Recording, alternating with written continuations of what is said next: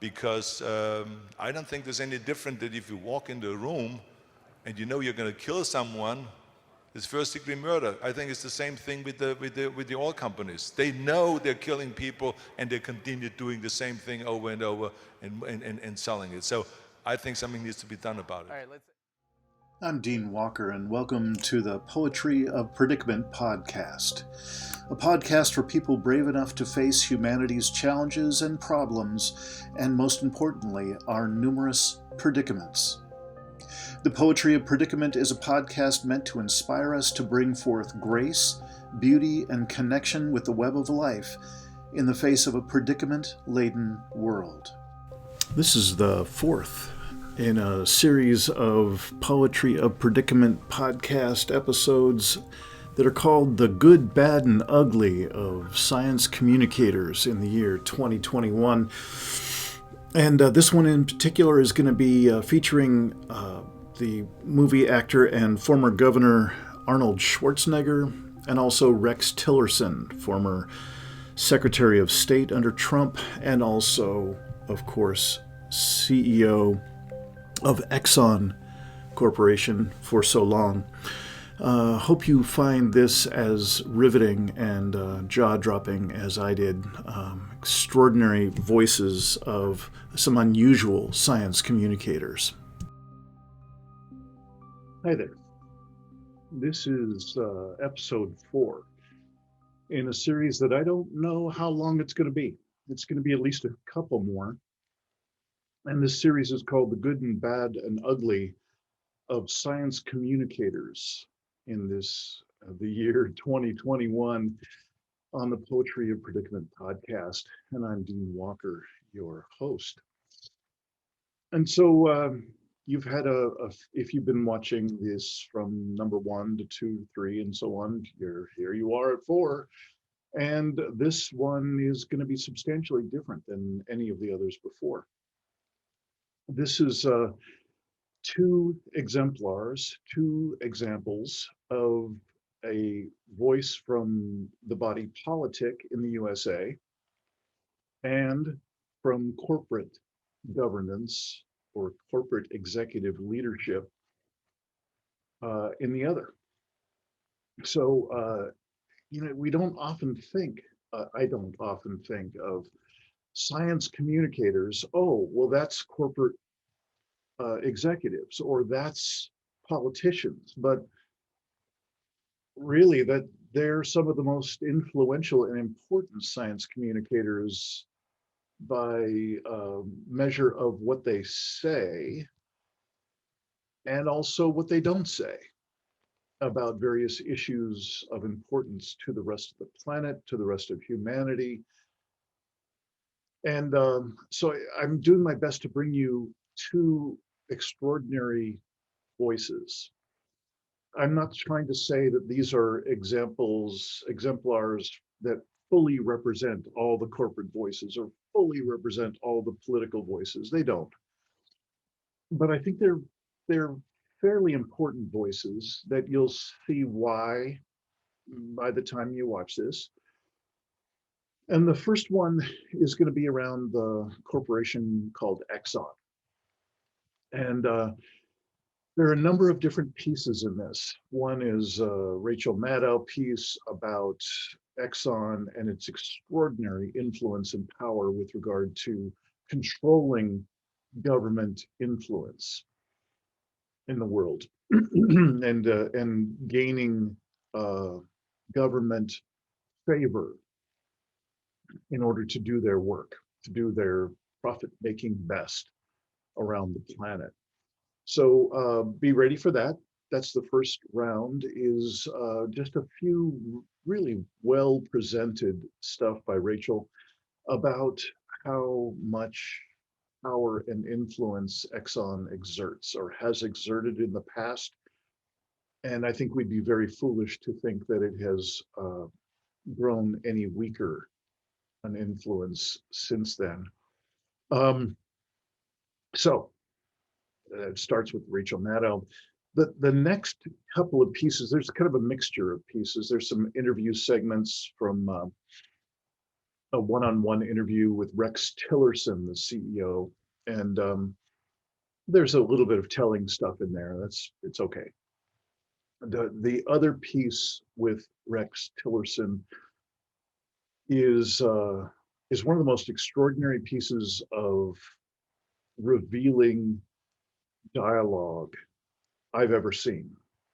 And what is revealed to me in this piece of dialogue, you'll see it's Rex Tillerson taking questions and answers in a Council for Foreign Relations luncheon, let's say, some sort of meeting.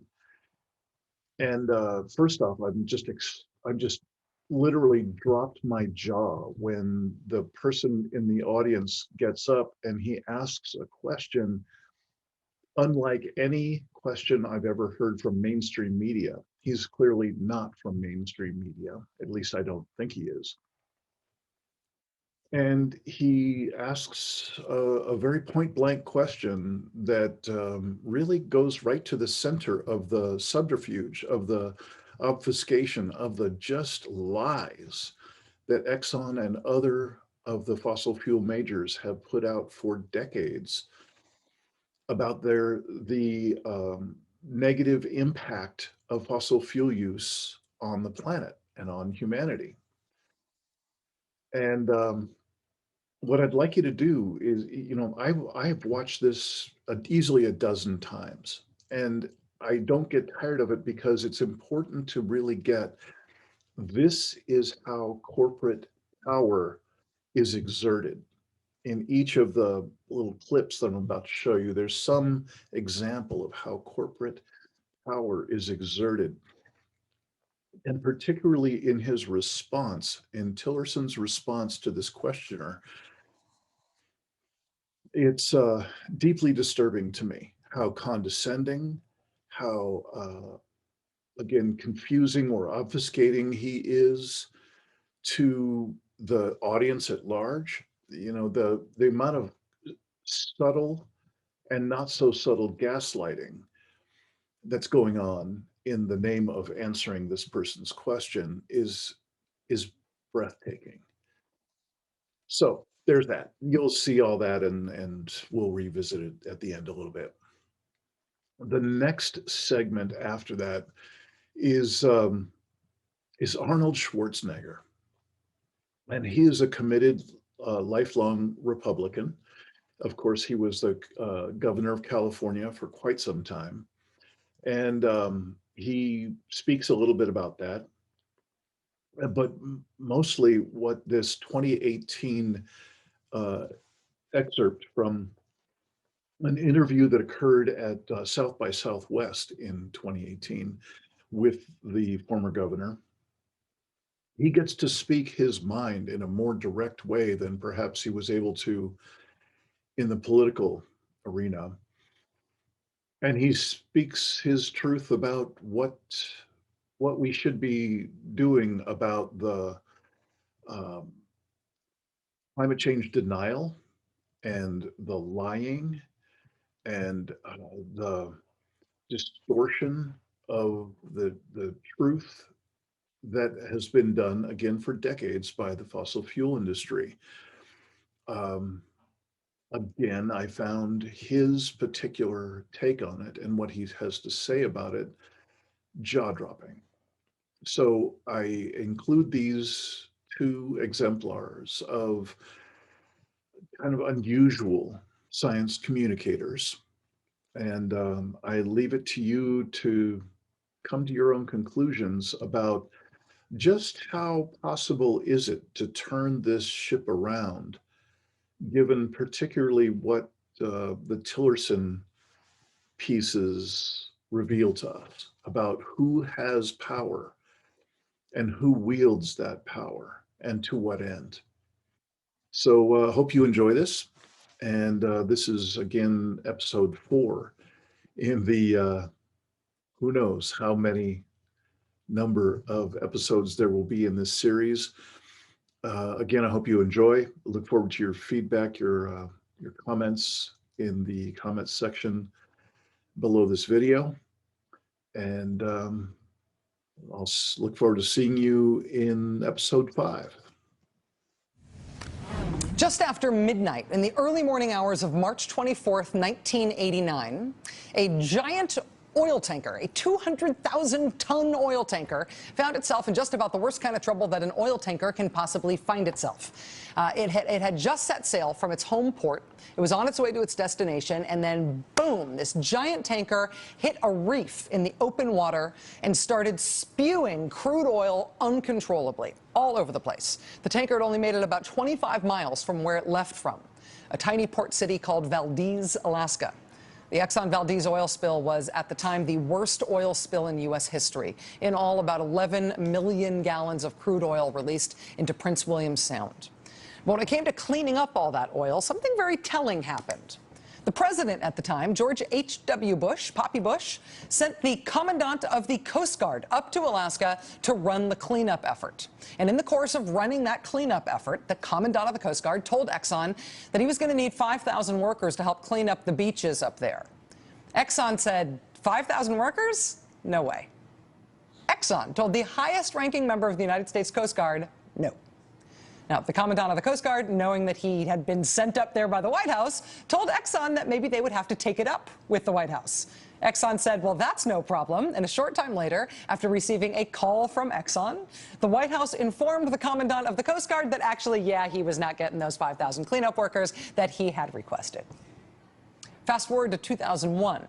The state-owned oil company of India wants in on a giant oil drilling project happening off the coast of Russia. India's state-owned oil company gets a sign-off from Russia, but there's a little problem. The company that's operating the project is ExxonMobil, and ExxonMobil is not so sure about the Indians getting in on this thing. In a meeting at the White House that year, India's prime minister tries to lobby then-President George W. Bush, Bush the Jr., to push Exxon along on this issue, saying, why don't you just tell them what to do? President Bush's response, quote, nobody tells those guys what to do. What has potential for you?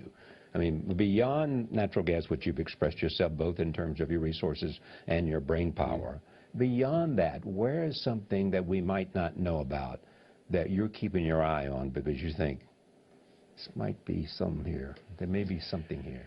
Well, I wouldn't want to exactly characterize it that way, and if there was, I probably wouldn't tell you. You know, I was worried about the latter, but not the former. But we do follow very closely all of the technology developments in the non-oil natural gas space, because if there are improvements evident at rates faster than we expected, we want to know about that, because we've always felt we have the financial wherewithal to enter that space anytime we choose. Because you see in anybody's lifetime. I mean, it's extraordinary what we've seen.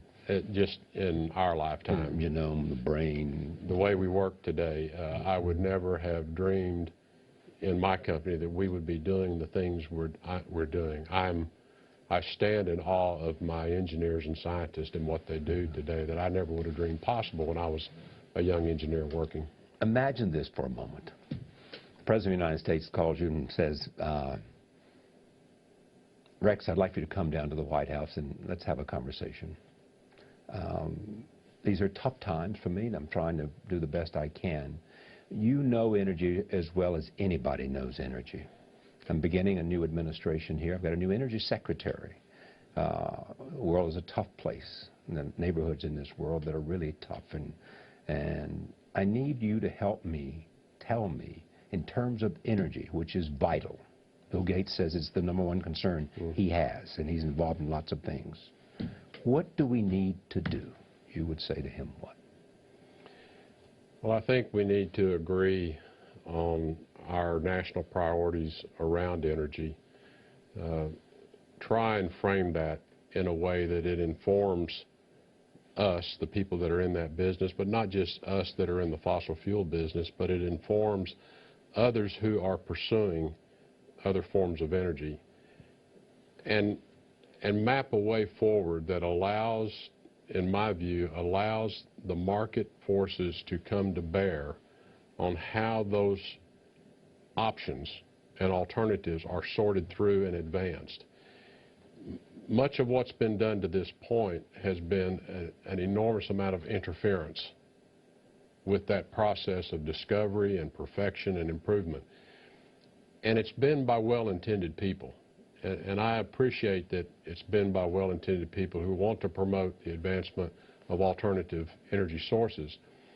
But in the kinds of programs that have been put in place that involve mandates and enormous incentives, in effect price controls on how the energy offtake occurs from wind power and solar power, that I've always expressed to people that what you have really done is you have shackled the innovative process. Because what drives innovation in many respects is failure. That I'm that close, if I could just get it, if I could just overcome this, I've got the winner.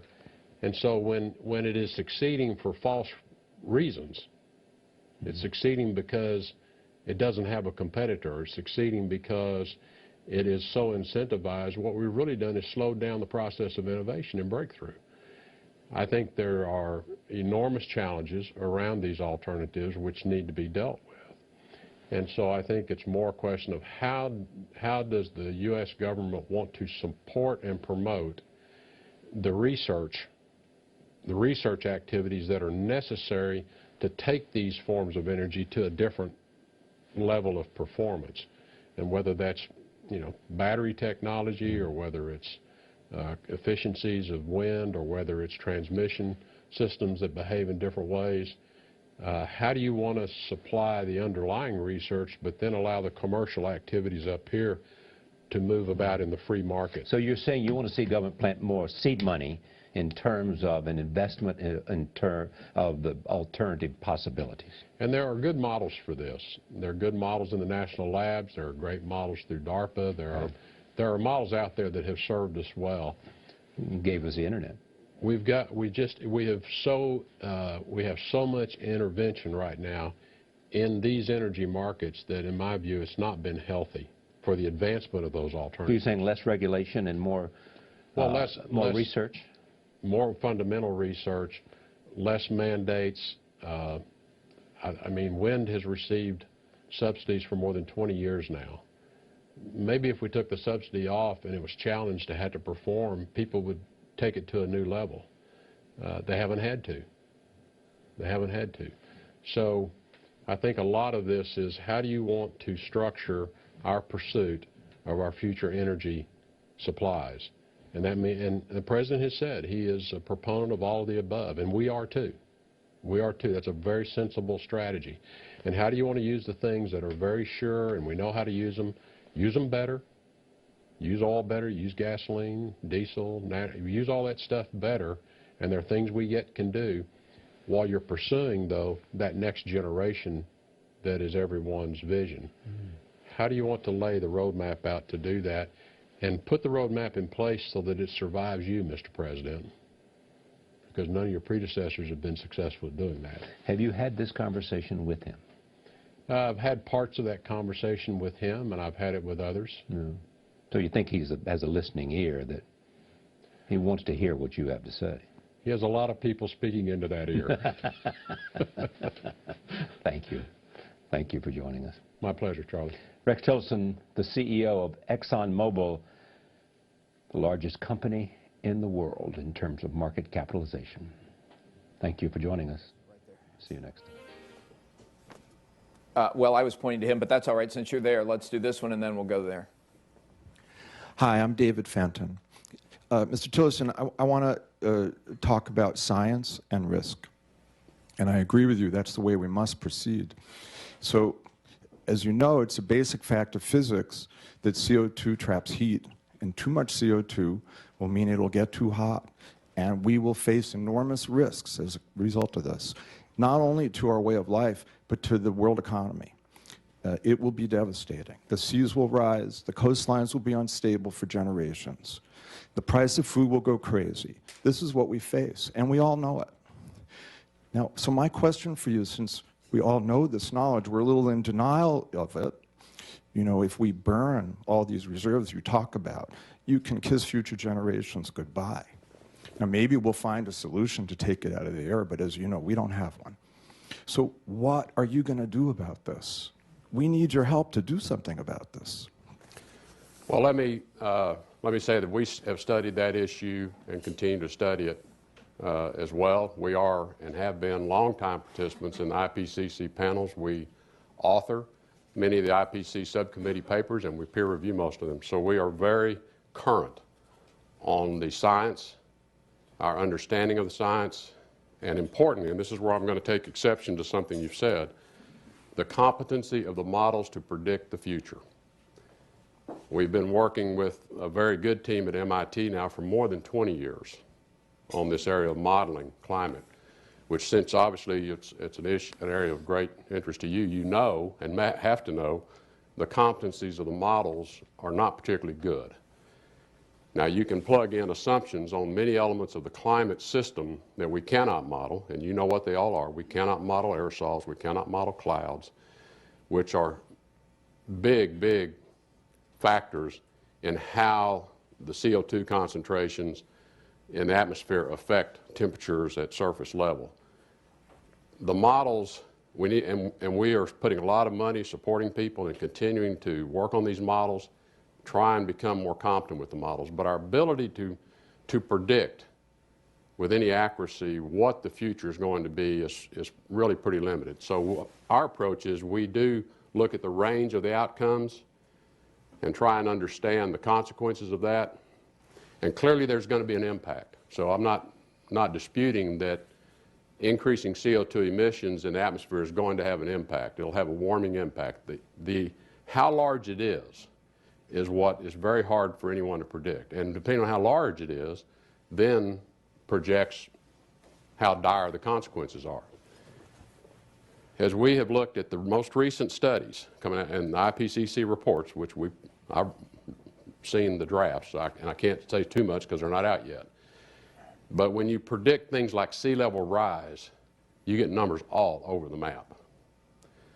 If you take what I would call a reasonable scientific approach to that, we believe those consequences are manageable.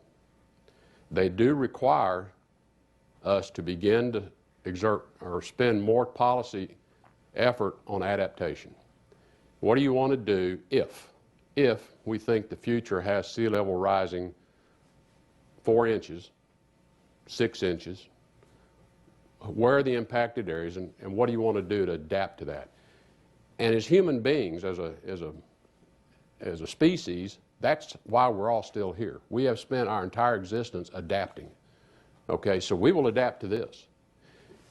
Changes to weather patterns that move crop production areas around, we'll adapt to that. It's an engineering problem, and it has engineering solutions. And so I don't, the fear factor that people want to throw out there to say we just have to stop this, I do not accept. I do believe we have to be efficient and we have to manage it, but we also need to look at the other side of the engineering solution, which is how are we going to adapt to it? And there are solutions. It's not a problem that we can't solve. But let's stick with that for just a second. I mean, ExxonMobil, before you became CEO, was very aggressive and overt in challenging and mounting a public relations campaign against the sorts of things that Mr. Fenton just managed. You changed that when you came in. But I guess the question I'd ask you, I was at my daughter's graduation last weekend, and the graduation speaker said that global warming is the great challenge of your generation. Do you agree with that? Would you agree that it's in at least one of the top 5 challenges of the generation, or do you personally think that it's been way overblown? No, I think it's a great challenge, but I think it's a question back to priorities. And I think, as I just described, based on our understanding of the system and the models and the science, and that there are engineering solutions to adapting, that we think it's solvable. And I think there are much more pressing priorities that we as a human being race and society need to deal with. There are still hundreds of millions, billions of people living in abject poverty around the world. They need electricity. They need electricity they can count on, that they can afford. They need fuel to cook their food on that's not animal dung. There are more people's health being dramatically affected because they don't even have access to fossil fuels to burn. They love to burn fossil fuels because their quality of life would rise immeasurably, and their quality of health and the health of their children and their future would rise immeasurably. You'd save millions upon millions of lives by making fossil fuels more available to a lot of the part of the world that doesn't have it. And do it in the most efficient ways using the most efficient technologies we have today. And we continue and have for many, many years talked on our Energy Outlook about the importance of ongoing energy efficiency, continuing to carry out economic activity with a lower energy intensity. And we've been very good as a country at doing that. We've been very good globally at doing that, and there's more potential in it. It's hard to bet against science, though. Never bet against science. Never. Well, Donald Trump and I, we have run into each other many times, and we have actually been very friendly with each other and have been friends. And you know, we ran into, he was into professional wrestling, and so was I. He's into real estate, so was I. And so there was a lot of common interest, show business and so on and so forth. I think that our thing just crossed a little bit when he asked me to endorse him. And I said, no. I said, because you don't believe that there's climate change, and you don't believe that there's 9 million people out there dying because of pollution. I think that you should really go and fight, you know, the fossil fuels and really create a clean and green energy future for our children and grandchildren. And he didn't want to have any of it. And so therefore, I said, you know, I cannot endorse it. So we don't slip all the time. Right? The Republican Party wasn't more popular in California. Well, it was slipping. It was very strong at one point, and then it was slipping because the Republican Party started getting away from the basic Republican principles and started to get more and more right-wing, which is, of course, leads us to the redistricting reform that I then went after. But I mean, it was really unhealthy. They lost, you know, within a short period of time, 1 million women in the Republican Party. And the reason was because women were very much into the environmental issues, into healthcare issues, into education issues. And the Republicans didn't talk about that and didn't address those issues. I wanted to address those issues. So I started grabbing them from the Democrats because I said to myself, this is ludicrous to call this a Democratic issue or a Republican issue. This is a people's issue. So one of your other principles of government is no one gets a 10. So that's your art of the deal. What does that mean? Well, for instance, when we did healthcare reform in California, we had all kinds of different groups of people there. We had the doctors there, the nurses, the drug companies, the hospital association, the medical association. Cigarette companies, we had the right? consumer watchdogs, the cigarette companies, the employees union. I mean, we had all of those different groups, so the room was packed with people. And I told him, I said, look, we can get healthcare reform done if we work very hard at it. I said, but the first and most important thing is that everyone has to be clear here that no one will walk out of here with a 10. Because what is a 10 to the consumer groups will not be a 10 at all to the hospital association. And will not be a 10 to the drug companies, and will not be a 10 to the medical association. So I said, if you're lucky, you end up all with a 7. I said, but if you're comfortable with that idea that we can settle with a 7, I said, that's the thought you have to go back with to your people and think about that. I said, if you're ready to go and settle for a 7, we can do it. Well, I think it is a problem of leadership, because I think you got to really sit people down and you got to explain, this is how we can arrive with a great decision, but everyone has to give a certain amount in order to make this happen. Is that all on President Trump, or are there other people who are No, I think in general, I think this is, look, you have to, it's a relationship building. It is, you know, really having a very clear vision of where you want to go. You have to be able to bring people together. You have to bring people together that you may hate. You have to bring people together that from all the different parties and everything. See a way out. And I think the right way to do it is to bring Democrats and Republicans together and to solve problems together. That is really the way to do it. It's very difficult to do, but it's the only way to do it. You mentioned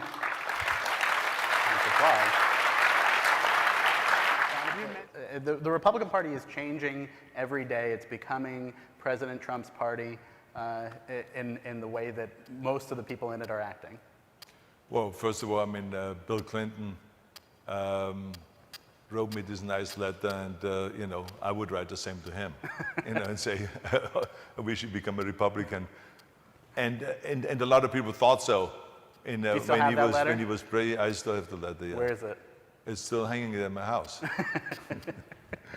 It's a fun letter because you know, I was kind of like you know, supporting him on some of the issues, and I think he appreciated it and wrote me a letter. But the bottom line is I'm a Republican, and I'm a true Republican, and I always will be a Republican. I will never leave the Republican Party. Because the Republican Party is a fantastic party, except it has veered off to the right, and in some strange land. And if you think about myself as a Republican, I think about yesterday I saw the movie Lincoln that was directed by Spielberg. Pardon me? You just saw Lincoln? Yeah, no, the second time. Okay. Actually, the third time. You have a giant Lincoln bust outside of your house. I have several Lincoln stuff all over the house. But I mean, I just think that after I came over here, you know, I learned about Lincoln and the kind of things that he did, what a powerful president he was, and about, you know, freeing the slaves. And this was the Republican Party I'm talking about, is the ones that voted for freeing the slaves, the ones that voted that they should become US citizens, the ones that voted overwhelmingly to have voting right, and on and on and on. So that's the Republican Party. Or Ronald Reagan, I remember when I came to America, and he created the Air Resources Board in California because we had so much smog. And he wanted to get rid of the smog. He was upset about the smog. He didn't look at it as a Republican issue, Democratic issue. He created the Air Resources Board that we are using now, today, in order to lower our greenhouse gases by 25% and accomplish all of our goals. Let me just finish for a second. President Nixon, who did universal health care and wanted to reform that, who created the EPA as a Republican. President Reagan, who dealt with the acid rain and did the Montreal Protocol, all environmental issues. President Bush with the acid rain, you know, made the agreement, international agreement, and then he had cap and trade. So the list goes on and on of great work that was done by Republicans. But today, those are all things that are absolutely a no-no in the Republican Party. So I didn't change. It's the Republican Party that has changed, and now we have to work very hard to get the party back again of where it was, because in California, for instance, I told them 11 years ago that they're losing at the box office. They're wiping out dying at the box office. And they were very upset about it. Yeah. And sure enough, at that point, they had like 34% we had Republicans. Now we have only 26% of Republicans in California. So it just shows you that it's literally dying. And it is because they're stuck with an ideology that doesn't fit anymore to what really people want. If you think about it, that only 27% or so of Californians say the Republican Party is on the right track. Even amongst the Republican Party, Republicans in California, 60% of them say it's okay, and 40% say no, it's going off in the wrong direction. So I mean, would you get involved in campaign? You're pretty much done with politics. Would you campaign in 2020 against this strain in the Republican Party, against President Trump? No, we have to fix the system. We have a press event in Los Angeles together with the Republicans that are more moderate Republicans or true Republicans. And we're going to talk about that, the new way to go as a Republican. Because the Republicans that are really the new thinking Republicans in California want to work together with the Democrats in order to get things done for the state and for the people, because ultimately, I always tell every politician, ultimately, you are a public servant, not a party servant. An environmental conference coming up in Vienna in May. Is that the extent of your environmental involvement at this point? Are you going to be doing more than convening people? What does it look like now? Well, in Vienna, the conference is all about putting the spotlight on this issue of the environment. So I believe, just like in the promotion of fitness and bodybuilding, that the more often you talk about it, and the more you go around the world and explain to people what it is, the more they start taking it seriously and the more knowledge there's out there. And so what this is basically, it's a partnership with the R20, which is my environmental organization that I've created after I became governor, and after I finished actually the governorship, and with the Austrian government. The idea is because Austria is really extraordinarily good with the environment. And I said, why don't we do that? California is like #1 with environmental issues. Austria is leading in Europe. Why don't we form a partnership between California and Austria? And so this is what this is about, is to help the UN and to help the international treaty, COP21, which is the international agreement of all the countries to go and to reduce greenhouse gases all over the world. And I think it's just a very, very important thing to do. And I think it is also important that for people to really focus on that issue, because this is no different than the smoking issue. The tobacco industry knew for years and years and years and decades that smoking would harm people, would kill people, would create cancer, and they were hiding that fact from the people and denied it. And then eventually they were taken to court and they had to pay hundreds of billions of dollars because of that, because they knew. So the same thing is now with the oil companies. The oil companies, because people don't know that, but the oil companies knew from 1959 on, they did their own study and knew there will be global warming and climate change happening because of fossil fuels. And on top of it, it will be risky for people's lives, that it will kill people and they will get cancer and all this.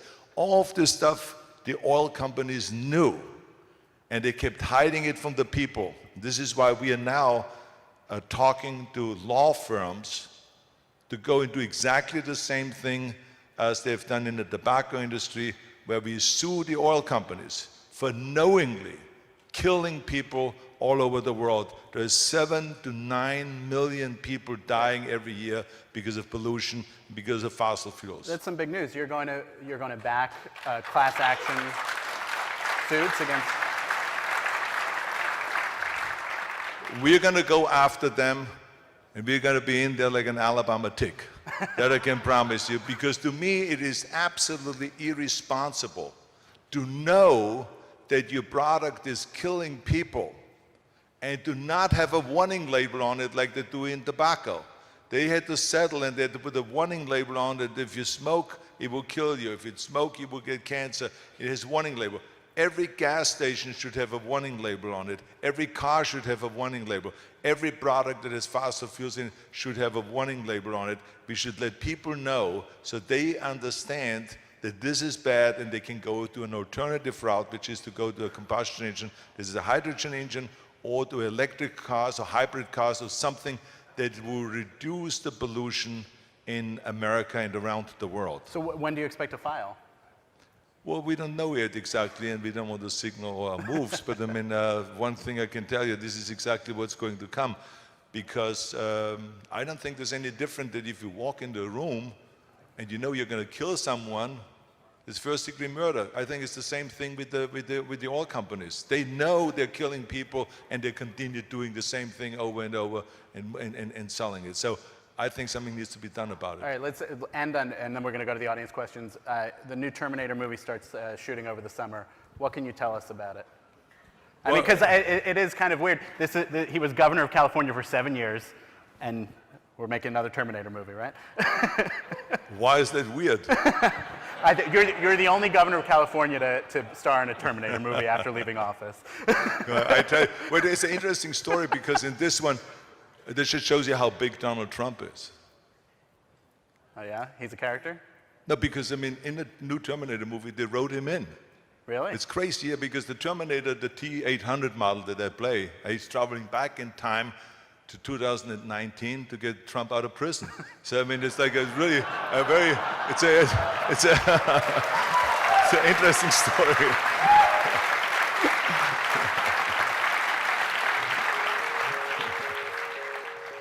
Thanks for watching another episode of the Poetry of Predicament podcast, produced by Dean Walker and the Living Resilience Alliance, www.livingresilience.net.